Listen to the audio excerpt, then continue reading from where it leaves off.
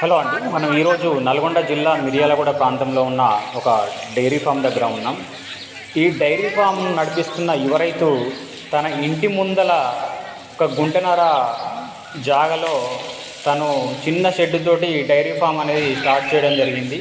తను కొత్తగా ఈ షెడ్ అనేది వేసి డైరీ ఫామ్ నడిపించడం జరుగుతుంది. అయితే తను ఇంతకుముందు గేదెల ఫామ్ పెట్టేసి కొన్ని గేదెలతోటి నడిపించి వాటిని సరిగ్గా మెయింటెనెన్స్ చేయలేక నష్టాల పాలై తీసేసి మళ్ళీ బ్రేకప్ అయిన తర్వాత మళ్ళీ తిరిగి ఇదే డైరీ ఫామ్ను కంటిన్యూ చేయాలి, కష్టపడాలనే ఉద్దేశంతో మళ్ళీ తిరిగి తను ఈ రంగంలోకి రావడం జరిగింది. ఇప్పుడు కష్టపడుతూ తాను మంచి ఆదాయాన్ని సంపాదించడం జరుగుతుంది. ఈ యొక్క యువ రైతు యొక్క మాటలు మీరు పూర్తిగా వినాలనుకుంటే ఈ వీడియోను స్కిప్ చేయకుండా చివరి వరకు చూడండి. అలాగే చాలామంది నా కింద కామెంట్ చేస్తున్నారు వీడియో కింద, ఏంటంటే అంటే ఆడియో క్లారిటీ లేదు, సౌండ్ క్లారిటీ లేదు, వాయిస్ క్లారిటీ లేదని మీరు చాలామంది మెసేజ్ చేయడం నేను చూస్తున్నాను.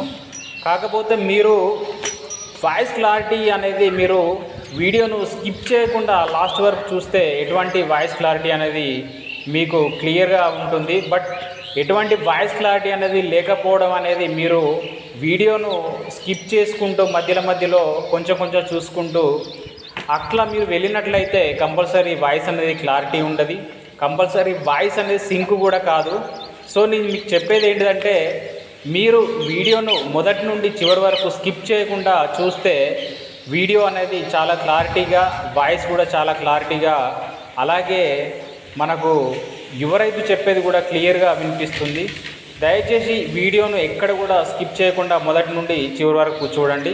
అలాగే నా యొక్క వీడియో నచ్చినట్టయితే షేర్ చేసి లైక్ చేయండి. అలా ఎవరైనా కొత్త వాళ్ళు మన ఛానల్ చూసినట్లయితే వెంటనే సబ్స్క్రైబ్ చేసుకోండి. మీరు సబ్స్క్రైబ్ చేసుకుంటే ఇటువంటి వీడియోలు మున్ముందు చాలా చూడబోతున్నారు.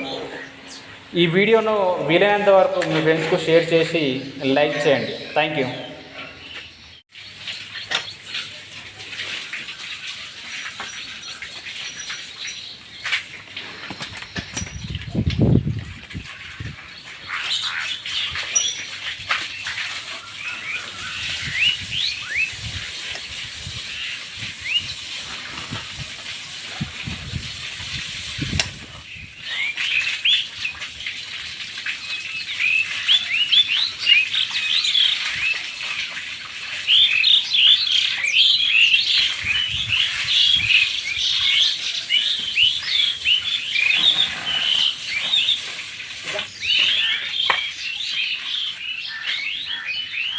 నమస్తే అన్న. మీ పేరు? వెంకట్. కొంచెం గట్టిగా మాట్లాడండి. ఎక్కడన్నా ప్రాంతం ఇది? ఇది మిర్యాలగూడ బాపూజీ నగర్ అన్న. బాపూజీ నగర్. మిర్యాలగూడ బాపూజీ నగర్. ఇప్పుడు ఎంత షెడ్డు పెట్టి ఎన్ని రోజులు అవుతుంది? ఇంతకుముందు నాకు తక్కువ గేదెలు ఉండేదన్న, ఒక 4 గేదెలు ఉండేది. ఇప్పుడు ఇంకొక 4 గేదెలు పెంచామన్నట్టు. ఈ షెడ్ కట్టి ఈ మధ్యనే కట్టి ఒక 2 months అవుతుంది కట్టి షెడ్ కట్టి. ఇంతకుముందేమో మామూలుగా ఓపెన్ ప్లేస్ ఉండేది. ఓకే. షెడ్ అంటే నార్మల్గా మీరు చిన్నగానే వేసినట్టున్నారు కదా? చిన్నగా వేసినా. అంటే ఇది ఏది ఇక్కడ నుండి ఇక్కడ అంతే కదా? అంటే అటు ఇంకా రేకులు వేయాలని ఆపేసింది. అక్కడ వరకు వేస్తారా? అక్కడ వరకు వేస్తారు. ఇప్పుడు ఖర్చు ఎంత వచ్చింది? ఖర్చు 1,00,000 2 లక్షల దాకా వచ్చింది. 2 లక్షల దాకా వచ్చింది. ఇంకా మీరు అక్కడ ఇంకా వస్తుంది ఖర్చు.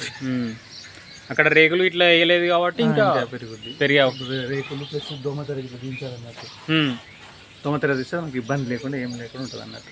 ఎంత ఎస్టిమేషన్ ఎంత వేసుకున్నారు? మేము 3 lakhs తీసుకున్నాం మొత్తం. ఓన్లీ షెడ్కి అయితే 3 lakhs తీసుకున్నాం. 3 lakhs. ఇంకా చాలా ఉంది పని చేయించేది. 3 lakhsలో కంప్లీట్ అవుతుంది మరి? అవుతుంది అనుకుంటున్నాం, చెప్పలేము అది. ఎంత ఇది ప్లేస్ ఎంత? ఇది గుంటంబావు ఉంటుందండి. గుంటపావు ఓనా? అవును. మరి వీటికి మీరు ఇప్పుడు షెడ్యూల్ ఎన్ని ఉన్నాయి మొత్తం? బర్రెలు ఇందులో 8 ఉన్నాయండి. 8 గేదెలు ఉన్నాయి. దూడలు ఉన్నాయి ఏమన్నా? దూడలు 3 ఉన్నాయి. అన్ని సుడి వేపినారు, కొత్తగా తీసుకున్నారు 4. కొత్తని తీసుకొచ్చారు. అంతకుముందు 4 ఉండేనా? అంతకుముందు 4 ఉండే. 4 మీ ఓనా? ఓన్. అంటే తర్వాత ఈ 4 అనేది మళ్ళీ మీరు బయట తీసుకొచ్చిర్రా? రీసెంట్గా బయట కొనుక్కొచ్చి. ఎక్కడ తీసుకొచ్చిర్రు? మేము మాకు తెలిసిన అతను ఉన్నాడు, మన దాచిపల్లి దగ్గర తుమ్మల చెరువు దగ్గర ఆయన దగ్గర తీసుకొచ్చాను. ఎంత పడ్డది ఒక్కొక్కటి? ఒకటి వచ్చేసి 80 పడ్డది, ఒకటి 75, 86, 75, 4. ఓకే, 86, 75 అట్లా. ఒకసారి చూస్తారా గేదె అవి? ఇది వచ్చేసి 86 పడింది. ఏది ఇది 86? 86. ఆహా, ఓకే. కడుపున వచ్చేసి 80 పడింది. ఇది 80?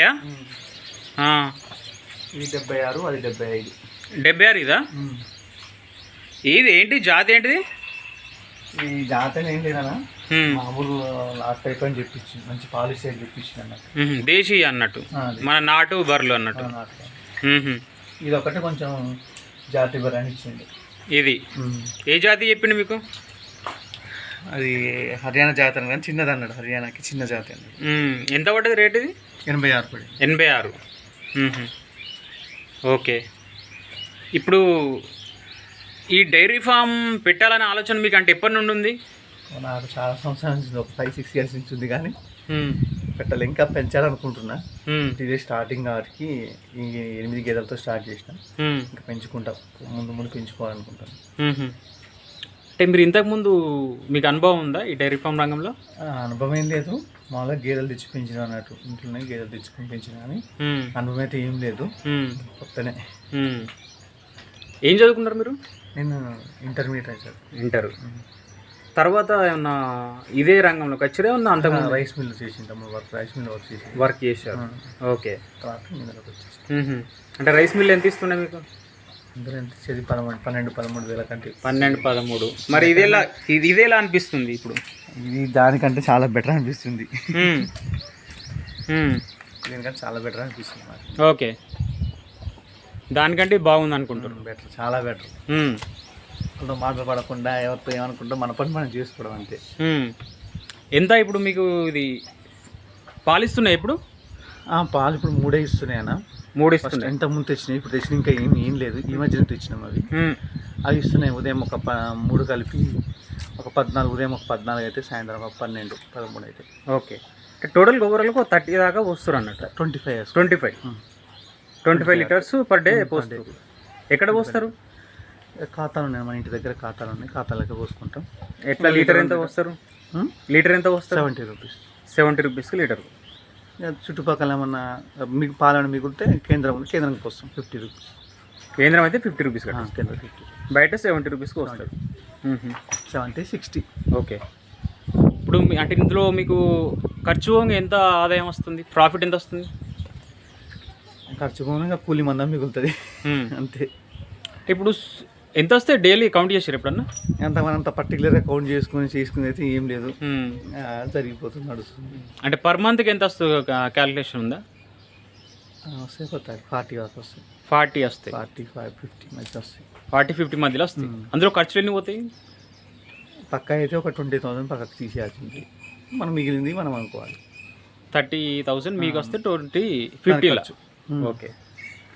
అంటే ఒక 40% అయితే ఖర్చులు ఉంటాయి అంటారు? ఉంటాయి, ఖచ్చితంగా ఖర్చు ఉంటుంది. అవి పెడితేనే మాకు పాలు ఎక్కువ ఇస్తాయి. అవునవును.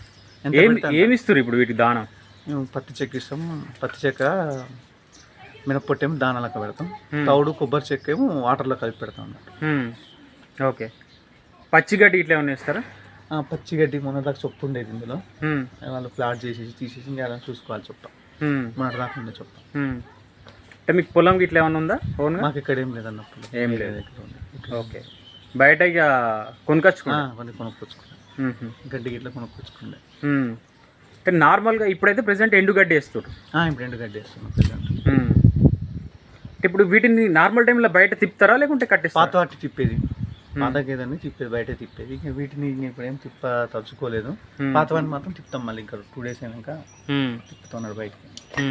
కొత్త ఏం తిప్పాం, బయటకి ఏం పంపం. అది కొత్త పాత వాటిని తిప్పుతాం బయటకి. ఓకే.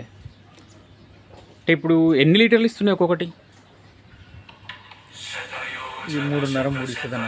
ఉదయం 3 ఇస్తే సాయంత్రం 3 ఇస్తుంది. అది ఉదయం 4 ఇస్తే సాయంత్రం 3 ఇస్తుంది. అట్లా లాస్ట్ ఉదయం 5 అయితే సాయంత్రం 4:30. స్టార్టింగ్ అయితే 6 ఇచ్చేది, ఉదయం 6, సాయంత్రం 5 ఇచ్చేది. సరే నాకు చూపిస్తారా ఏ బర్రె ఎన్ని లీటర్లు ఇస్తుంది? 3 ఇస్తున్నాయి అన్నారు కదా ఇప్పుడు. ఇప్పుడు ఏ బర్రె ఎన్ని లీటర్లు ఇస్తుంది? ఇది ఎంత ఇస్తుంది? ఇది ఎంత ఇస్తుంది? ఇది 3, ఉదయం 3:30 సాయంత్రం 3 అయితే ఇది 3.5 ఇస్తుంది. ఇంకోటి ఇది 4, 3:30. ఏది లాస్ట్ది? 4, 3.5 ఇస్తుంది. ఓకే. ఇంకొకటి లాస్ట్ మాత్రం ఈ సూడి కట్టిందా? ఓకే. ఏది అక్కడ లాస్ట్ది? ఆ లాస్ట్ది ఎంత? అది ఉదయం ఇప్పుడు 5 అవుతాయి, సాయంత్రం 4 అవుతున్నాయి. ఉదయం 5, సాయంత్రం 4 ఇస్తుంది ఆ లాస్ట్ది. ఓకే. ఇప్పుడు టోటల్ 8 ఉన్నాయి అన్నారు. 7 ఉన్నాయి. 7 ఒకటి అమ్మేసిర్రా? 7 ఇప్పుడు ఒక 3 ఇస్తున్నాయి, మిగతా 4 ఏమో సూడి కట్టినాయి.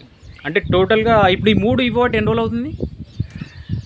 అది వచ్చేసి 8 నెలలు ఇస్తుంది. ఇది వచ్చేసి 7, అది 6.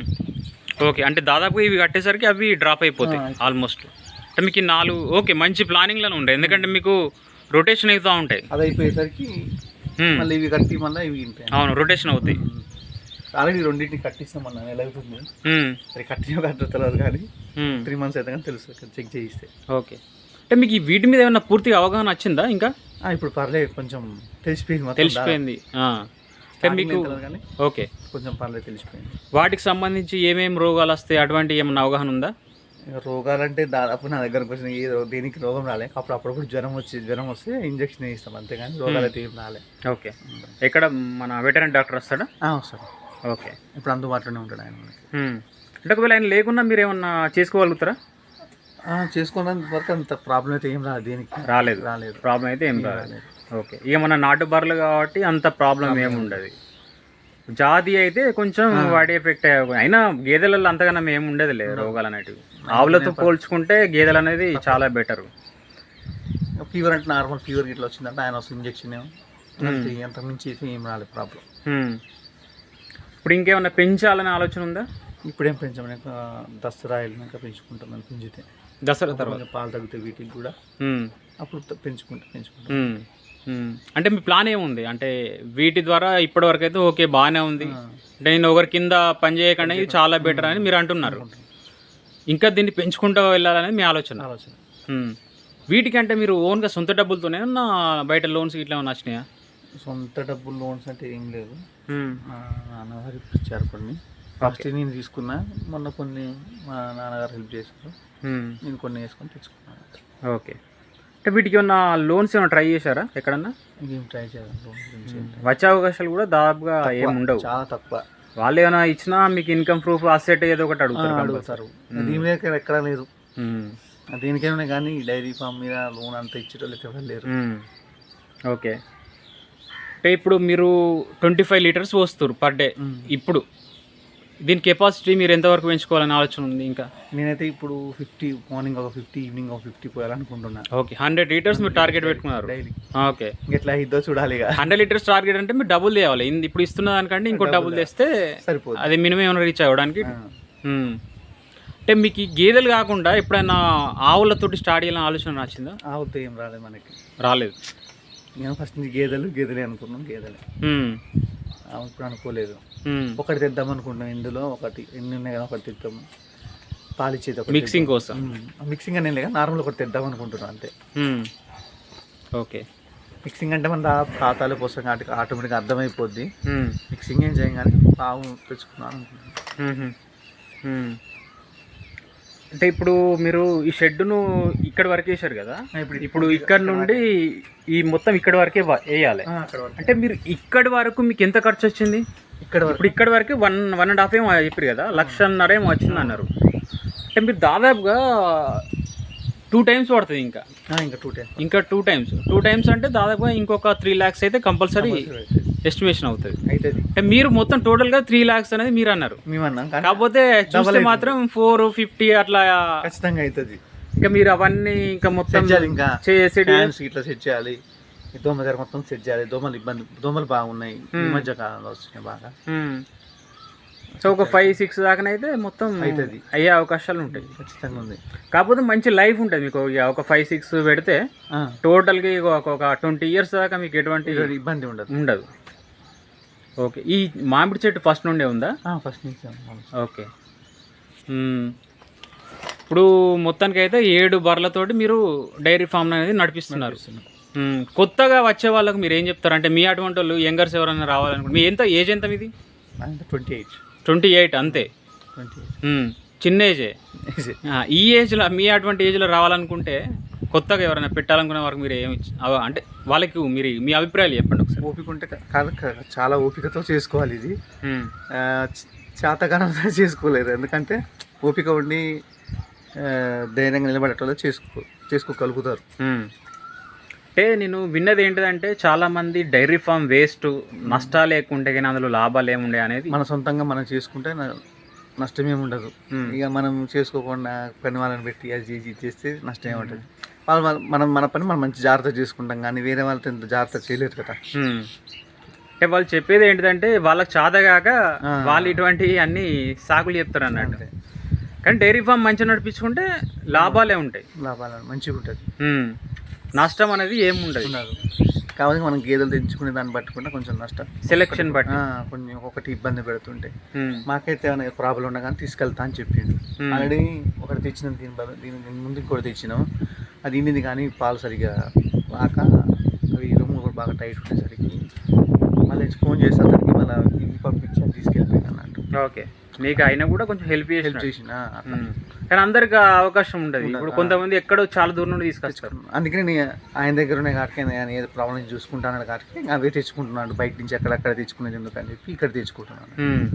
అంటే దీన్ని బట్టి మీరు అర్థమైంది ఏంటంటే మనకు తెలిసిన వాళ్ళ ద్వారా తెచ్చుకుంటే కొంచెం బాగుంటుంది. ఎక్కడో దూరం పోయి తెచ్చుకొని అవి ఇడికి వచ్చిన తర్వాత ఇబ్బంది అయితే అది రీప్లేస్మెంట్ కూడా ఏముండదు. అవును. సో ఇక్కడ మీకు ఆ రీప్లేస్మెంట్ అనేది ఉంది. అంటే మీకు కొంచెం చిన్న ప్రాబ్లం వచ్చినా మళ్ళీ దాన్ని రీప్లేస్ చేసి మళ్ళీ వేరే పంపుతాడు, మనకి ఇది తీసుకెళ్ళిపోతాడు అన్నట్టు. ఓకే. అంటే కొత్తగా వచ్చే వాళ్ళు ఫస్ట్ డైరీ మన బర్రెల శిక్షణ మన వీళ్ళ సెలెక్షన్ అంటే గేదెల సెలెక్షన్ అనేది తెలుసుకోవాలి. గేదెల సెలెక్షన్ తెలుసుకోవాలి, కొంచెం ఓపికతో చేసుకునే పెట్టాలి. ఓపిక ఉండాలి, మనమే ఉండి చేసుకోవాలి. వేరే వాళ్ళ ఒక 20-30 గేదెలు అంటే అప్పుడు తప్పదు, కానీ ఒక 10 లోపు అయితే మనం చేసుకోవడం బెస్ట్. ఓకే. సో ఇది కొత్తగా వచ్చే వాళ్ళు మీరు ఈ యొక్క యువరైతు చెప్పేది మీరు ఖచ్చితంగా వినండి. ఆయన చెప్పేది ఏంటి అంటే కొత్తగా వచ్చే వాళ్ళు ఓపికతోటి చేయాలి, అలాగే మన గేదెల సెలెక్షన్ కూడా చూసి చేసుకుంటే బాగుంటుందని ఆయన మనకు చెప్తున్నాడు. థ్యాంక్ యూ అండి.